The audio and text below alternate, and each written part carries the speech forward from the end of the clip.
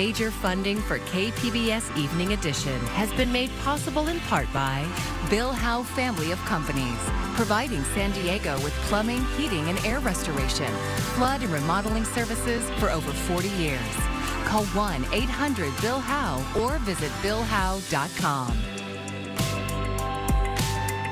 And by the Conrad Prebys Foundation, Darlene Marcos Shiley, and by the following.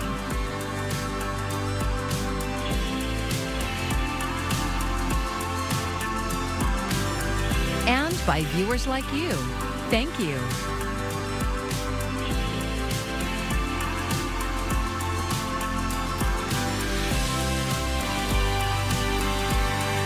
San Ysidro's Ped West border crossing is reopening tomorrow.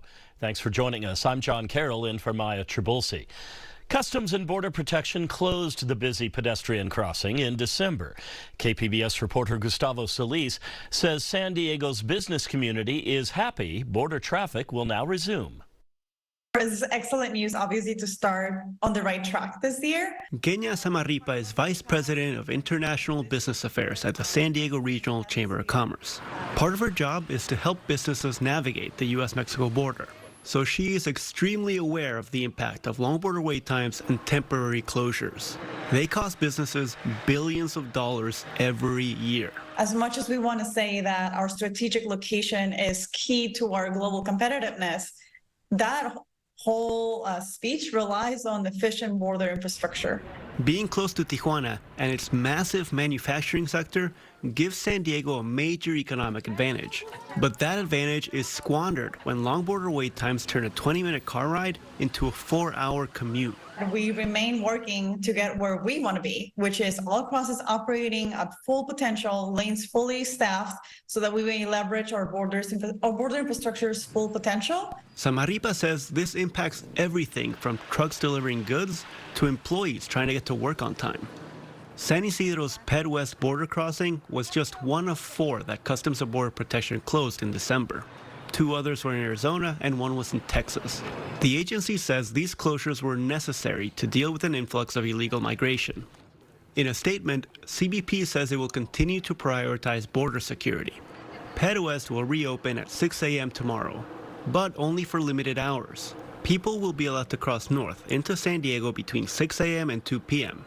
And people will be allowed to cross south into Tijuana between 3 and 11 p.m. San Diego's business community is happy about this partial reopening. But they want more. They want border traffic to be back in full swing, which means having the right infrastructure to support it. Ped West has not been fully reopened since the pandemic. Gustavo Solis, KPBS News. The Biden administration and House Republicans are upping the political pressure on each other, that over immigration strains along the U.S. southern border. Coming up, more on the delegation meeting in Texas today, led by Speaker Mike Johnson. The first storm of 2024 arrived in San Diego County today. This is what it looked like in Normal Heights earlier. Despite the rain, the National Weather Service says this year is expected to be drier compared to the rainy seasons of 2022 and 2023. That's even taking into account that 2024 is an El Nino year. Forecasters also say king tides are on their way starting next week around the 10th. I'm Ariella Scalise, and coming up, we've had some wet weather sliding through and could still deal with a shower or 2 tonight, but a much drier stretch is on the way. We've got a closer look. San Diego's planned facility to recycle wastewater is the biggest, most expensive capital project in the city's history. KPBS Sci-Tech reporter Thomas Fudge says this week the project heads underwater as divers will soon be installing distribution pipes in the Miramar Reservoir.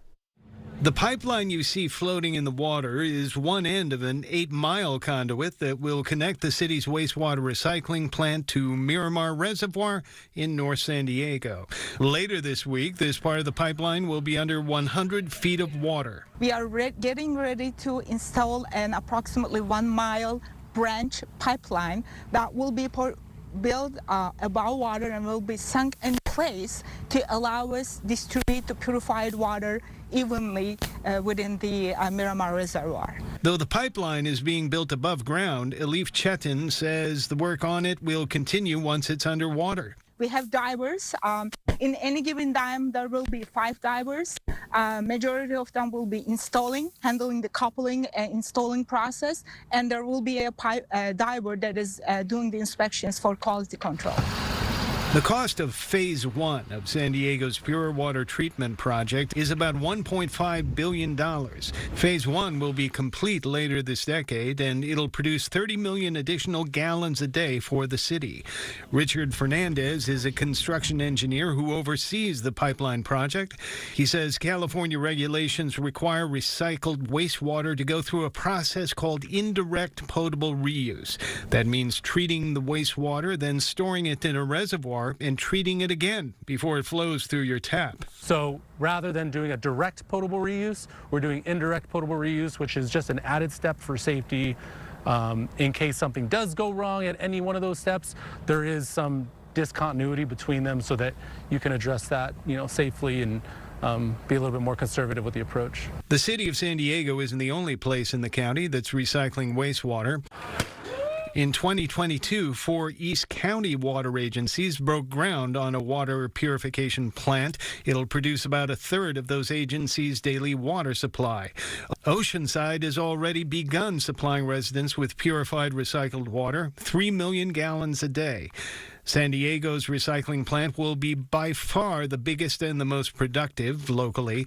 Fernandez says the city needs its own locally controlled water source. Living here, it's kind of the elephant in the room is there's really no water, right, locally available. So this project provides a way for San Diego to provide a safe, reliable, locally sourced drinking water, something that we really have never been able to do. San Diego's pure water treatment system will be operational and providing water to residents by 2026. They say it'll be at full capacity, providing nearly half the city's water needs by 2035. Thomas Fudge, KPBS News. Firefighters near Petco Park now have a new tool they say will help them work faster. Fire Station 4, located at 8th and J, now has an extra fire engine. It will be in service 12 hours a day from 8 a.m. to 8 p.m. The city added the vehicle as part of a pilot project to speed up response times. Fire Chief Colin Stowell says Fire Station 4 isn't just one of the busiest in the city, but the entire nation. Something we wanted to do for quite some time. We just have not been in a position staffing-wise to be able to put an additional engine out there every day deployed, even for 12 hours. We're in a much better staffing position now as a department, and so we felt like it was the right time. Chief Stowell also says this will ease the burden on other fire stations adjacent to downtown that are often called on to help respond to calls in the East Village. Seasonal virus activity is surging across the U.S., and some health experts expect even bigger bumps going into January. Mandy Gaither has a look at the latest data from the CDC and how you can protect yourself and those around you. A new year, the same respiratory viruses hitting the U.S. hard. We are seeing an enormous amount of COVID. Fortunately, a lot of that is in the outpatient setting, not necessarily in the hospital like we had seen in years past. Influenza is rampant. 2/3 of states reporting flu activity that's high or very high, and it's accelerating. So far, 7 million confirmed illnesses, 73,000 hospitalizations, and 4,500 deaths related to flu. Nationally, CDC data shows COVID-19 levels in wastewater are very high, higher than this time last year in every region. Weekly emergency department visits rose 12%, and hospitalizations jumped about 17% in the most recent week. With cases surging, some hospitals are requiring masks once again. And it's typical that we see a surge in these viruses at this time of year, although it does seem to be a bit more this year than in years past. Dr. Denise Milstein with Mayo Clinic says to protect yourself and others by being vaccinated against these spreading viruses, as well as practicing other preventive measures like staying home when you're sick, washing your hands, and masking up if you don't feel well but have to be around others. the more we expose one another, the more we'll see an increase in these infections. For Health Minute, I'm Mandy Gaither. January is National Blood Donor Month. KPBS reporter Jacob Baer says there tends to be extra need at blood banks this time of year, and events across the county today looked to fill that gap. It's never a bad time to give blood, but the San Diego Blood Bank says the winter months have an even greater need. Today, the blood bank teamed up with San Diego County Credit Union for their annual multi-location blood drive, including a site in Encinitas. Well, I've been a donor for about close to 4 years now. Francisco Martinez was on his lunch break donating blood. For him, it's part of a higher calling and greater purpose. A friend of mine's son got sick, and so he needed some bone marrow transplant. Unfortunately, he died. His son died, so we just keep on donating blood in remembrance of him. Claudine Van Gonka is the Director of Community Relations with the San Diego Blood Bank. She says while supplies aren't at critical levels like they had been in the last few years, they're still below where they should be, and more donations are needed. And we're at about a 2.5-day supply of most types. And to put it into context, we like to keep at least a 7-day supply on the shelf of all types. So not really great in most types, but particularly we're low on those O's, O positive and O negative. O negative is the universal donor, which means anyone can accept their blood. She says that only 7% of the population has that specific type. I know some people get squeamish or they feel like they're going to faint or anything, but it's really easy to do. It doesn't take very long, and it feels like it's just the right thing to do. Tim Lovenberg fits the bill. He has O-negative blood and regularly donates. He says he's given over 5 gallons of blood throughout his life. Kind of feel like it's my responsibility to help because they give the blood to the NIC units and to cancer patients and emergency. Anyone who is of general good health, at least 17 years old and 110 pounds or higher can donate blood. While Wednesday's multi-location event has come to a close, Van Gonka says people can donate year-round by finding a location near them at sandiegobloodbank.org. Jacob Ayer, KPBS News. A delegation of 60 GOP lawmakers led by House Speaker Mike Johnson were in Texas today. They're criticizing President Biden's immigration policies and demanding change. Laura Aguirre has more on how the White House is pushing back.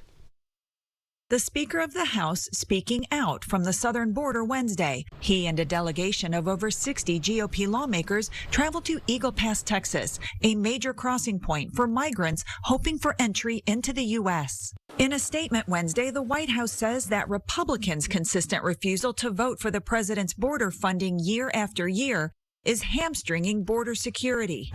War aid tied to Ukraine and Israel in the president's current funding proposal is one of several issues further fueling the congressional stalemate that may only worsen the migrant crisis. We will not have the resources to perform our jobs as fully and completely as we could do so. Homeland Security Secretary Alejandro Mayorkas now facing an additional challenge with Republicans, with House GOP members announcing they'll move forward with impeachment proceedings against him in the coming weeks. If Republicans were serious, instead of trying to put together these, impeachment sham hearings and what have you, that they would actually sit down with Democrats and come up with a comprehensive plan to really deal with immigration. We need to focus on what we can get accomplished in this deal and not what we can get accomplished in a political commercial 10 months from now. I'm Laura Aguirre for KPBS News. We now know what killed millions of bees at the San Diego Bee Sanctuary back in September. The bees tested positive for a double dose of a toxic chemical called fipronil. It's an insecticide used to kill termites, often sprayed around houses. The Bee Sanctuary says it's still unclear how the bees ingested it.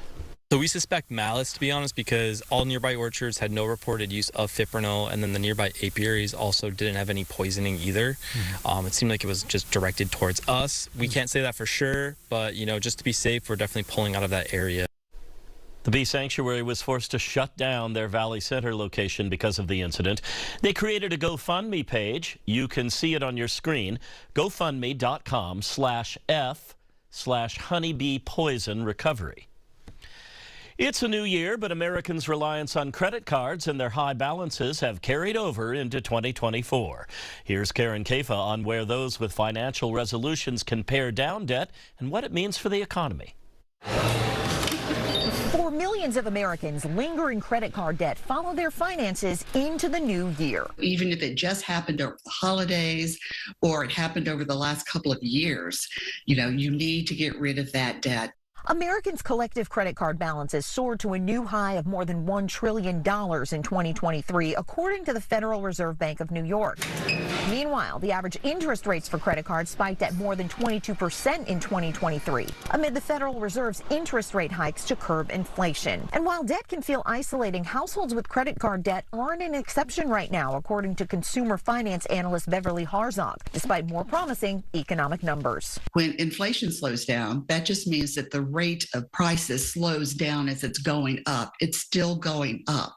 And that's why so many are feeling the pinch of having not enough money to actually pay your monthly bills. And that's how a lot of people got into credit card debt. Harzog says households can make a fresh start in the new year with two major first steps: creating a budget and tracking expenses. Think of that as your financial foundation. You have those two things in place and you have control over how you spend your money. Other key action items toward paying down debt, Harzog says, making a list of all credit card balances and knowing your credit score as a starting point. In Washington, I'm Karen Kafa. The IRS has updated the rules for electric vehicle tax credits for the new year. Fewer vehicles are now eligible for federal tax credits, and even fewer are eligible for the maximum credit of $7,500. But many electric and plug-in hybrid models are still eligible for at least partial credit. The tax credit can now also be applied at the time of purchase rather than waiting until taxes are filed. Our next story highlights public art in Imperial Beach. Local artists told KPBS reporter Gustavo Solis they were inspired by the city's surf culture. My name is Malcolm Jones, a sculptor who lives in IB. Malcolm Jones is being modest here. He isn't just any sculptor who lives in Imperial Beach. He's the artist behind Surfhenge, one of the most iconic public art pieces in the South Bay. The piece is loosely modeled after Stonehenge and depicts colorful, giant surfboards right in front of the IB Pier. The idea was that in the old days with the longboards, when the surfers would get out of the water, they would dig a little hole and stick the boards down in the hole and then mound it up so the board was straight up in the air. And that was so the wax wouldn't melt or get sand in it. So when they would stay in groups typically, and they would put their surfboards in slightly different positions depending on where the sun was when they decided to lay down. Surfhenge is one of two major public art pieces built in the late 90s. The Port of San Diego commissioned the pieces in Imperial Beach to change public perception. Back then, the city was known more for drug dealers and biker gangs than public art. 25, 30 years ago, IB had a really bad reputation. When my wife and I were thinking about moving here, people asked us, why would you do that? My name is David Frank. I'm the executive director of Imperial Beach Arts Bureau. The reason we're here is to promote Imperial Beach and the public art scene. We really want IB to be known as a public arts destination. Today, Imperial Beach is decorated with dozens of murals. The IB Arts Bureau even has an interactive map online where visitors can find every single piece of public art. Fink says that the start of that movement was Surfhenge and IB's second iconic art installation. And then the spirit of IB, recognizing the surfing culture, and Dempsey Holder, who was so instrumental in starting the surf, the surf culture that happened here in the 50s and 60s. The spirit of Imperial Beach shows an absolutely ripped surfer posing heroically next to a giant longboard. The surfer's face is modeled after local legend Dempsey Holder, but his body is inspired by Arnold Schwarzenegger. A port commissioner at the time thought surfers were too puny and asked the sculptor to beef them up a little bit. The base of the metal statue is a sandcastle, an homage to the city's annual sandcastle building contest. So between those two sculptures, those are probably the most photographed pieces that we've got in IB. and we're very proud of them. The sculptor, A. Waisel, passed away before the piece was installed. Waisel and Jones worked on their two iconic projects together, both with the same goal of changing public perceptions. The city was looking for an identity and a way to get people to know them. They came off what I call the pirate era, where the town was kind of lawless, and they fastened on historic surfing. And it was something that they had to offer. And this is a tribute to historic surfers who were down here braving these crazy waves.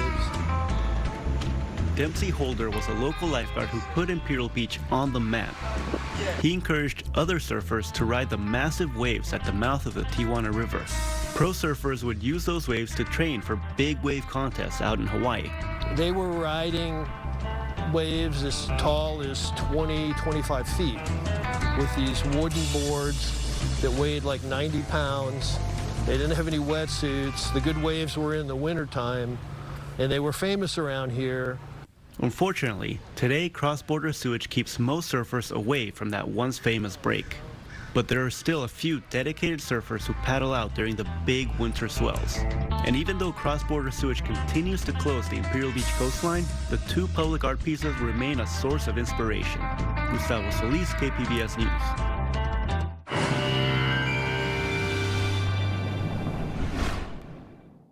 All right, let's start off with our headlines here. What we're expecting: drier conditions, cool nights, and some warmer days as we head into the day Thursday, continuing through the start of the weekend. But then we will see the return of some showers as we head into Saturday night and into Sunday. And then cooler conditions will stick around as we head early into next week. As we head into tonight, we're still dealing with a few showers in and around Chula Vista and into San Diego. Meanwhile, we have a clearer sky moving through Oceanside, and temperatures will be dropping into the 30s and 40s. So those cool nights followed by some mild afternoons. San Diego 65, Chula Vista 63, Borrego Springs 66, and Mount Laguna, you stay into the 30s as we head into tomorrow. With the nicer, drier conditions, maybe heading into the ocean, but heads up, we are still talking about that high surf advisory from Santa Monica down into San Diego as we continue through our Thursday night. Into the day Friday we go, where temperatures will be trending a little bit cooler, but notice that we do stay dry on Friday. Enjoy that while it lasts, because we are watching a wetter pattern return as we head into the weekend. This will be a pretty quick moving storm moving on through, but could lead to some travel delays. All right, let's take you out to the next 5 days along the coast. Partly sunny for our Thursday, keeping that sunshine around Friday through the start of the weekend before the wind does pick up as we head into the day on Sunday. Inland we go, where we are dry the next couple of days, but I do think a shower will be around as we head into the day Sunday before more sunshine returns as we head into the day on Monday. The mountains looking good over the next couple of days. The sunshine returns, but the colder air moves on in, and then we can see a little bit of snow and sleet mixing back in as we head into the day Sunday. Sunshine returning Monday, but staying cold. Wrapping things up into the desert here, where temperatures will stay into the 60s as we head into the end of our week. Over the weekend, we will see breezier conditions by Sunday morning. For KPBS News, I'm Ariella Scalise. Some parts of California are starting the new year looking very white. This current weather system brought a few inches of snow to the mountains, including up at Big Bear. The National Weather Service issued a winter weather advisory for the San Gabriel Mountains and the 5 and 14 freeway corridors. That's in effect through tomorrow morning. There are still 2023 releases trickling into movie theaters. KPBS cinema junkie Beth Accomando reviews 3 non-mainstream films for your consideration. In All of Us Strangers, Andrew Scott plays Adam, a writer and a solitary soul. Then one night, hello. Hi. Harry shows up, and the two men fall into a relationship, in part because they mirror each other's pain and loneliness. That's your mom and dad? Yeah. They died just before I was 12. I'm trying to write about them at the moment. How's it going? Strangely. Very strangely, as Adam returns to his family home and sees his parents as they were before they died. All of Us Strangers is a film about memory and about trying to go back to re-examine the past and redefine key relationships. The film maintains a mysterious tone, so we question what might be real or imagined. All of Us Strangers is a melancholy, bittersweet, and beautiful film about grief, loss, and trying to connect with others. Thelonious Monk Ellison is an author, and he's upset. If they want stereotypes, I'll give them one.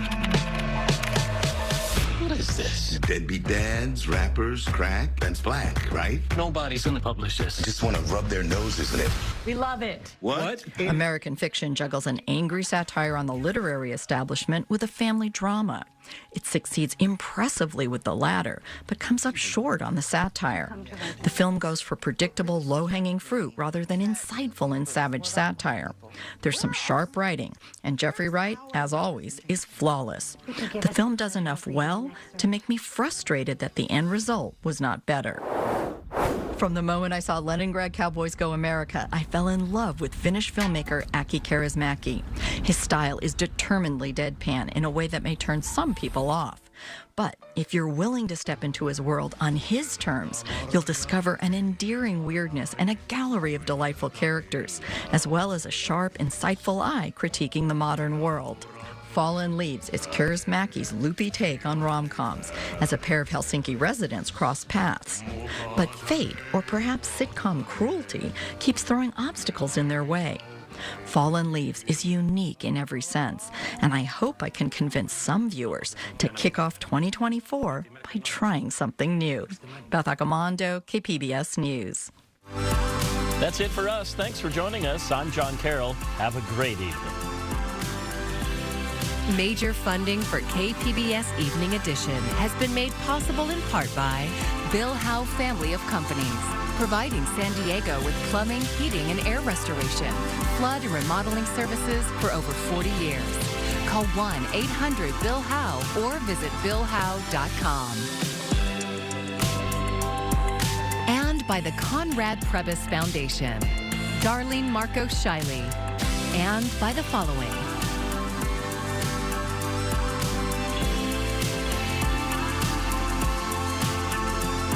And by viewers like you. Thank you.